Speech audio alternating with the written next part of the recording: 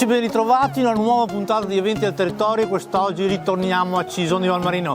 Siamo a Stelle di Natale e in nostra compagnia abbiamo il presidente del Proloco, Simone Moretta. Ben ritrovato Simone. Ciao Luigi, Si grazie. parte alla grande con questi mercatini natalizi che porteranno verso le festività. Portano verso le Quindi festività. un grazie a voi per tutta l'organizzazione, ma raccontaci un attimino cosa sta succedendo qui a Cison. Stelle Natale quest'anno raggiunge la 20ª edizione, quindi per noi è già un traguardo, è partita da una cosa molto piccola, adesso è un mercatino comunque molto conosciuto.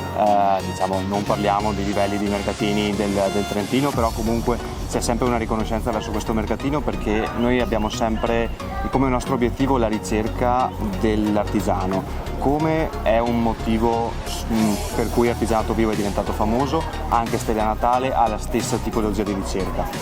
Quindi per noi è un lavoro che dura 4 mesi, noi stacchiamo con Artigianato Vivo ad agosto e ricominciamo subito per Stelle Natale, e credo che le presenze ci daranno ragione anche quest'anno.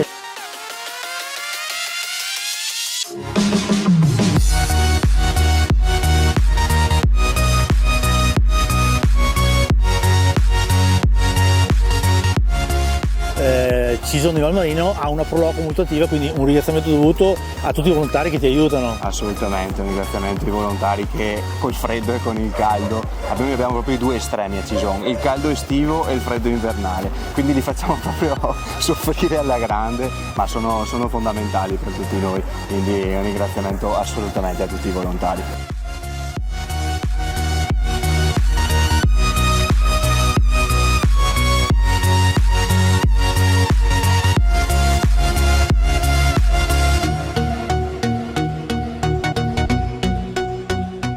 Assolutamente, l'amministrazione comunale ci ha dato una grande mano anche con tutti gli allestimenti, si sono impegnati in tutte le sere di questa settimana e delle settimane scorse per allestire al meglio il paese, quindi un ringraziamento assolutamente doveroso anche a loro.